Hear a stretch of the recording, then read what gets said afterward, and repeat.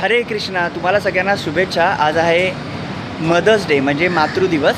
त्यामुळे आज सगळ्यांना प्रेम उतू जात असेल. एरवी कसं असतं की आपल्याला आई लहानपणी लागत असते, नंतरही लागत असते. पण आजकाल कसं आहे ना की व्हिडिओ बनवायला, रील बनवायला, अकाउंटचे फॉलोअर वाढवायला आईबद्दल प्रेम खूप उतू जात असतं. पण कसं असतं की जेव्हा तुम्ही प्रेमात पडायला लागता तेव्हा तुम्हाला आईवडिलांनी जर चुकून विरोध केला तर लगेच ते आईवडील तुम्हाला म्हणजे की असं की आईवडिलांसारखं कोणी वाईट नाहीच या जगामध्ये, किंवा आपले आईवडील म्हणजे आपले दुश्मनच आहेत असं फार वाटायला लागतं.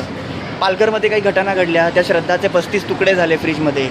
तेव्हा ती आईवडिलांना म्हणाली की तुम्ही आजपासून मेलात. मग तिने मदर्स डे केला नव्हता का साजरा? केलेला ना. फादर्स डे साजरा केलेला ना. काय आहे की ज्यांची मुलं जे आपल्याला लहानपणापासून संस्कार, आई लगेच लेट उठवते तर उठवल्यावर 11 वाजताच मी उठणार, तिने लवकर उठवलं तर तिचा राग येतो, पण ती उठून सगळं करत असते, फॅमिलीतले सगळे करत असतात, तर त्याच्यावर रील बनवले जातात. काय की तुम्ही जर ज्ञानोबा तुकोबा यांचं काही वाचलं, दिवसभरामध्ये काहीतरी तुम्ही चांगलं वाचलं, ऐकलं आणि मराठी पुस्तकं वाचली आणि तुमच्यावरती तसे वाचण्याचं इम्बाईब तुमच्या हार्मोन्समध्ये व्हायला लागलं तर तुमच्या हातनं अशा चुका कधी होत नाहीत. त्यांची मुलं नेहमी सेफ असतात. त्यामुळे रामाने जे कौशल्यासाठी केलं, जो त्याग केला, त्यांनी प्रेम केलं होतं.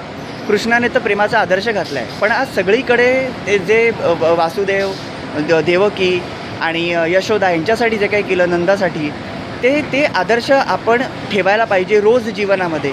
तेव्हा तो कृष्ण आणि त्याची भक्ती आपल्याला पावते. की तुम्ही तुमच्या आईवडिलांसाठी, बायकोसाठी तुम्ही जे काही कराल, बहिणीसाठी तुम्ही जे काही कराल, परिवारासाठी तुम्ही जे काही कराल, त्याचे आदर्श कोण आहेत त्याप्रमाणे जर तुम्ही वागला तर तो एव्हरीडे सेलिब्रेट होतो. त्याच्यासाठी एक दिवस निवडायला किंवा आठवण करायची गरज नव्हती. हे आधी नव्हतं.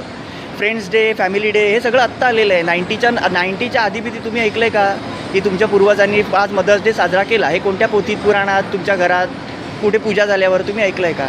याचं कारण यासाठी कोणत्या दिवसाची आठवण करून देत नसायची. कारण कृष्ण म्हणा, राम म्हणा, यांचे आदर्श घालूनच लोक सकाळी पहिले आईवडिलांना नमस्कार करायचे पूजा झाल्यावर. आपल्या खरा बॉसला आपण ओळखत नाही आहोत. आपले खरे बॉस आपले आई. आणि आईचा अर्थ असा आहे की देवाला इथे खाली रूप घेऊन येता आलं नाही, म्हणून आई म्हणजे आकार ईश्वर, तो साकार ईश्वर म्हणून तो साई, तो साकार ईश्वर सा ई. आणि ही आई म्हणजे पृथ्वीवरती देवाला येता नाही आलं म्हणून आलेला आकार, आकारात आलेलं ईश्वर रूप म्हणजे आई. हे विसरू नका. Happy mother's day.